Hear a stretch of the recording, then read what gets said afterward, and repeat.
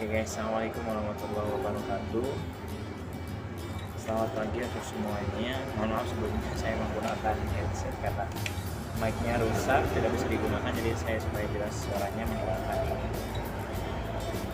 Tapi di sini saya akan bercerita sedikit tentang kehidupan saya semasa sekolah, yaitu terutamanya di organisasi pramuka. Nah, untuk pramuka sendiri, saya memulai karir awal gabung di pramuka itu pada kelas 5 SD. Itu ada jambore ranting tingkat kecamatan dan saya diajak untuk mengikuti kegiatan tersebut, dan akhirnya saya ikut. Setelah itu di tahun kedua, di kelas 6, saya juga diajak untuk dijadikan komandan regu. Pada saat itu masih bocil ya, masih SD, masih kecil lah. Dan lanjut saya itu masuk setelah lulus SD, saya masuk ke sanawiyah, yaitu setingkat SMP. Di situ juga saya mengikuti pramuka, melanjutkan karena hobi yang awalnya sekedar ingin tahu, akhirnya menjadi hobi, menjadi suka, menjadi ya luar biasa. Ternyata pramuka itu asik. Dan saya lanjut lagi di sanawiyah, yaitu pertama masuk di sanawiyah itu saya mengikuti acara sama, yaitu jambore ranting tingkat kecamatan, yang kebetulan pada saat itu saya juga ingin ikut karena ingin tahu rasanya gimana jadi anggota pramuka di tingkat sanawiyah gitu. Dan setelah itu di tahun kedua saya juga ikut jambore, akan tetapi tingkatannya lebih tinggi, dan tingkatannya itu adalah tingkatan cabang, yaitu kabupaten. Di tingkatan cabang, untuk delegasinya adalah tiap ranting, di mana setiap ranting itu mengirimkan dua regu putra dan juga 2 regu putri. Kebetulan saya menjadi salah satu peserta dalam kegiatan jambore cabang yang mewakili ranting saya gitu. Yang ketiga, pada tahun ketiga saya di sanawiyah, saya mengikuti jambore nasional gitu. Jadi tiap tahun itu meningkat. Dari awal tahun masuk di sanawiyah saya di jambore ranting, di tahun keduanya saya di jambore cabang, di tahun ketiganya saya ikut di jambore nasional se-Indonesia. Pada saat itu tempatnya di Cibubur, Jakarta. Dan itu adalah sebuah hal yang tidak akan pernah saya lupakan. Tentunya itu semua adalah berkat usaha dan juga perjuangan. Dan sebelum jambore nasional ini ada, sebelumnya saya mengikuti untuk seleksi perkemahan pramuka madrasah nasional yang diadakan di Maluku gitu. Nah, kita lanjut saja ya, karena pembahasan saat ini saya akan mengupas sedikit tentang menjadi seorang pramuka Garuda, khususnya di tingkat penegak. Setelah saya lulus dari sanawiyah, saya lanjut lagi di tingkat aliyah, setingkat dengan SMA. Di tahun pertama saya mengikuti pramuka dan mengikuti untuk pelantikan penegak bantara, di mana penegak bantara itu adalah tingkatan paling awal untuk menuju ke Garuda gitu ya. Karena untuk tingkatan bantara ini menurut saya ini adalah tingkatan yang paling unik, paling rumit gitu. Karena di sisi lain kita harus pelantikan, kita juga harus mengisi semua hal yang ya mungkin itu pertama kali untuk kita yang baru pindah dari masa penggalang ke masa penegak gitu. Nah, dan di tahun pertama alhamdulillah saya bisa mengikuti untuk pelantikan bantara dan juga mengisi semua SKU yang diharuskan. Alhamdulillah lancar. Dan selanjutnya saya mengikuti tes untuk melanjutkan ke tingkat yang lebih tinggi, yaitu penegak pelaksana. Dan di situ adalah momen yang paling menegangkan.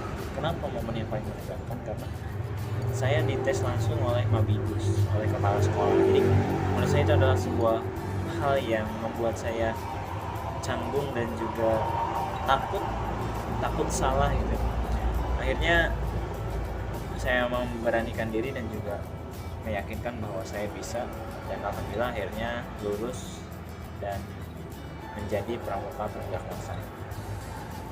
Lanjut, di tahun berikutnya ada penyeleksian untuk pramuka penegak Garuda di tingkat penegak. Dan saat itu ada beberapa persyaratan yang harus diisi, yang harus dipenuhi. Salah satunya adalah membuat makalah gitu ya. Dan syarat utamanya adalah aktif di gugus depan dan juga sudah menjadi pramuka laksana, penegak laksana, yang tadi di awal dari mulai penegak bantara sampai penegak laksana, dan baru bisa mengajukan diri untuk menjadi seorang pramuka Garuda. Dan tentunya harus sudah menempuh TKK ya, 1 utama, 3 madya, sisanya purwa, entah itu yang mana yang benar, saya lupa lagi. Yang pasti harus memenuhi syarat untuk TKK itu minimal ada utama, madya, dan juga purwa harus terpenuhi semuanya, dan juga semuanya dilengkapi dengan makalah-makalah yang sudah kita kerjakan. Terus juga untuk sertifikat, dari sertifikat bantara, sertifikat laksana, dan juga sertifikat pengujian TKK. Dan ada lagi untuk membuat tata boga dan juga hastakaria, di mana kita dituntut untuk kreatif, membuat sesuatu hal yang bisa digunakan oleh masyarakat. Dan mungkin yang paling rumitnya adalah ketika membuat makalah, karena makalahnya itu bukan 1 atau 2, tapi mulai dari makalah bantara, makalah laksana, makalah TKK, dari TKK purwa, madya, dan juga utama. Jadi setiap tingkatan TKK, kalau misalnya udah sampai utama, berarti 3 makalah harus ada, dari mulai tingkat purwanya, tingkat madyanya, tingkat utamanya gitu semuanya. Dan semua itu membutuhkan waktu, saya waktu itu kurang lebih persiapan 1-2 bulan. Dan setelah semuanya terpenuhi syarat-syarat untuk menjadi pramuka Garuda, saya melanjutkan untuk melaksanakan pengetesan.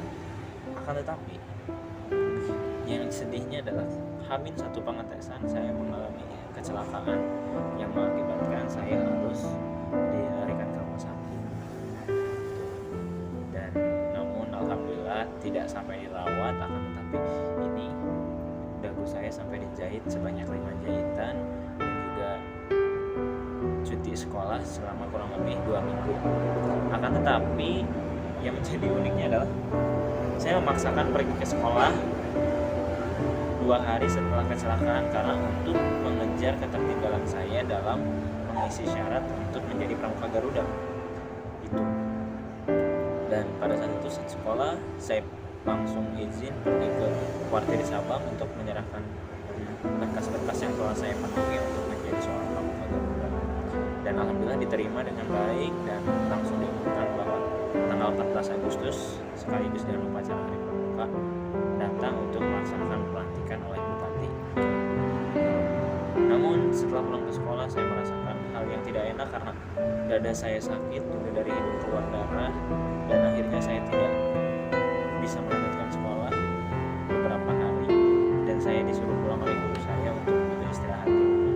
Dan akhirnya saya beristirahat di rumah, dan H-1 menuju pelantikan pramuka Garuda, alhamdulillah saya sudah mulai pulih, dan saya berangkat menuju tempat untuk melaksanakan pelantikan.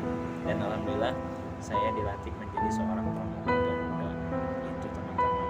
Jadi pada maknanya adalah berjuanglah sebisa yang kita, sekuat yang kita bisa. Berjuanglah sekuat yang kita bisa.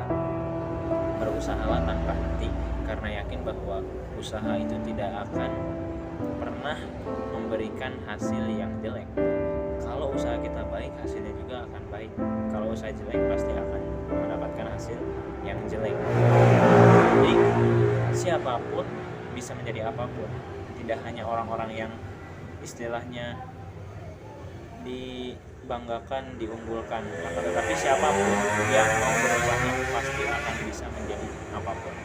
Oke, teman-teman, untuk semuanya anak-anak pramuka tetap semangat meskipun dalam kondisi pandemi, tetap produktif, dan juga jaga kesehatan. Terima kasih, mudah-mudahan kisah ini bisa menginspirasi teman-teman semuanya.